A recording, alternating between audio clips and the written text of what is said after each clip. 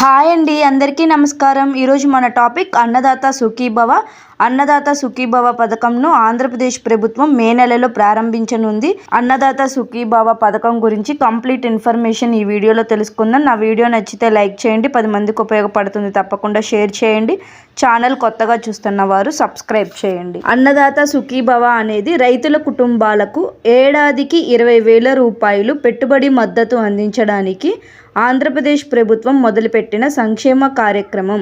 ఇందులో రాష్ట్ర ప్రభుత్వం అన్నదాత సుఖీభవ కింద 14,000 రూపాయలు అందించనుంది.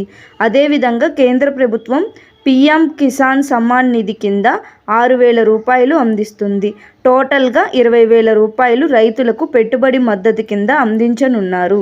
సొంతంగా భూమి ఉన్న రైతులే కాదు, ఇతరుల పొలాలను కౌలు తీసుకొని వ్యవసాయం చేసే కౌలు రైతులకు సాయం చేయాలని ప్రభుత్వం నిర్ణయం తీసుకుంది. అన్నదాత సుఖీభవ కింద ఒక్కో రైతు కుటుంబానికి 20,000 చొప్పున అందించాలనే నిర్ణయానికి ప్రభుత్వం వచ్చింది. ఆ 20,000ను 3 విడతల్లో రైతులకు అందించే విధంగా ఏర్పాట్లు చేస్తున్నారు. 3 విడతల్లో ఇస్తారండి 20,000ని.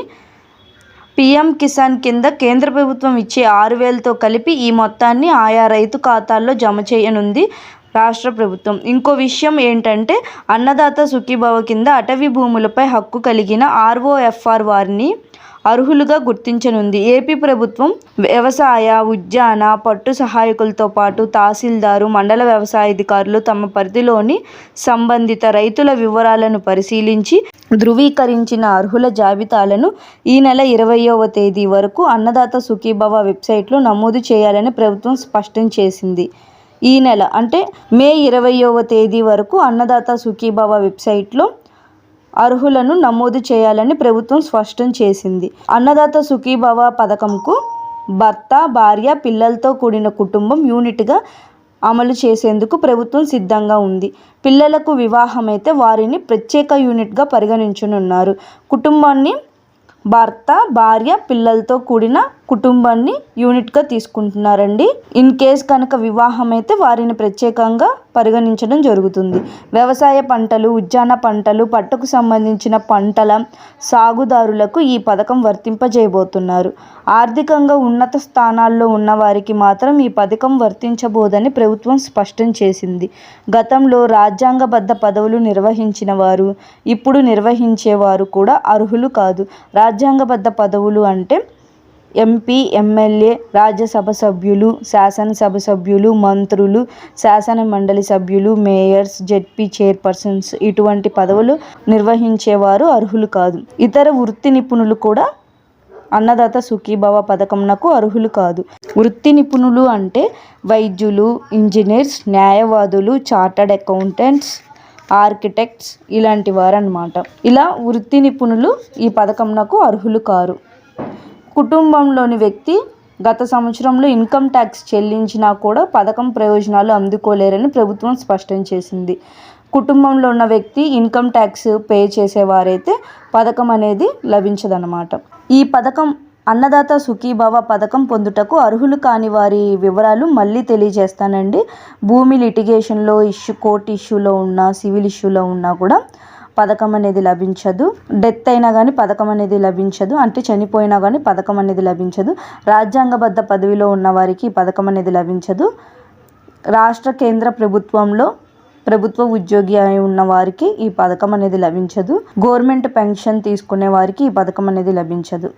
రాష్ట్ర ప్రభుత్వ, కేంద్ర ప్రభుత్వ పెన్షనర్స్ ఈ పథకానికి అర్హులు కాదు. కౌలు రైతులకి కేంద్ర ప్రభుత్వం అందించే పీఎం కిసాన్ 6,000 రూపాయలు అందదు కాబట్టి, అంటే వీరికి కేంద్ర ప్రభుత్వం అనేది కౌలు రైతులకి పీఎం కిసాన్ అనేది ఉండదు కదా. రాష్ట్ర ప్రభుత్వమే కౌలు రైతులకి అన్నదాత సుఖీభవ కింద 20,000 రూపాయలు అందించనుంది.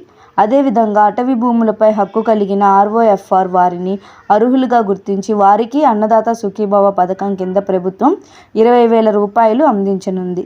ఎక్కడ అప్లై చేసుకోవాలి? మీ పొలం ఏ గ్రామంలో ఉంటుందో ఆ గ్రామంలోని రైతు సేవా కేంద్రంలోని అగ్రికల్చర్ అసిస్టెంట్ అధికారి గారిని సంప్రదించి అప్లై చేసుకోవచ్చు. అప్లై చేసుకున్నట్టుకు మీరు తీసుకొని వెళ్ళవలసిన డాక్యుమెంట్స్ ఆధార్ తీసుకొని వెళ్ళాలి, రైస్ కార్డు, పొలం passbook xerox, bank account xerox, ఆధార్కి రిజిస్టర్ అయిన మొబైల్ నంబర్ 1B 1B కూడా తీసుకొని వెళ్ళాలి. ఇవి సరిపోతాయండి.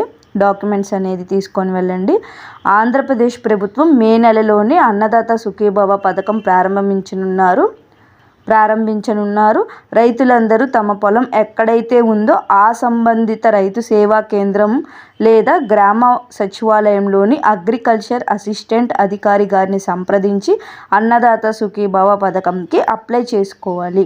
మళ్ళీ చెప్తున్నానండి, తీసుకొని వెళ్ళాల్సిన డాక్యుమెంట్స్ ఆధారు, రైస్ కార్డు, పొలం passbook xerox, bank account xerox, ఆధార్కి రిజిస్టర్ అయిన మొబైల్ నెంబరు, 1B.